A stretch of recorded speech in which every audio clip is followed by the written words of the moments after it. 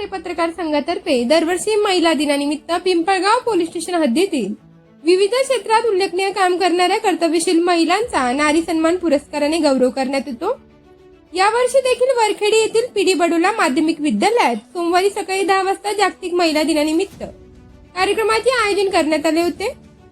ज्येष्ठ पत्रकार रविशंकर पांडे हे आपल्या पत्नी सरोजिनी पांडे यांच्या स्मरणार्थ आजचा कार्यक्रम आयोजित करण्यात आला होता।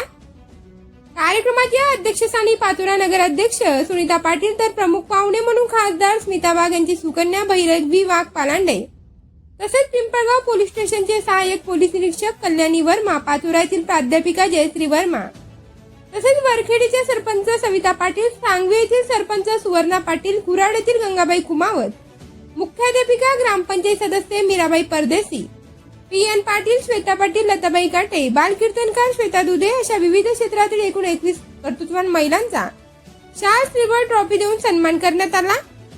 उपस्थित असलेल्या प्रमुख पाहुण्या महिलांनी आपल्या मनोगतात महिलांविषयी येणाऱ्या अडीअडचणी तसेच त्यांच्या सामाजिक कार्याचा गौरव करण्यात आला।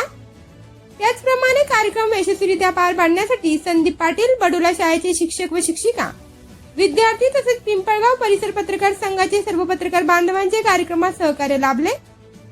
देवळा न्यूजसाठी प्रतिनिधी चंदू खरे, पाचोरा।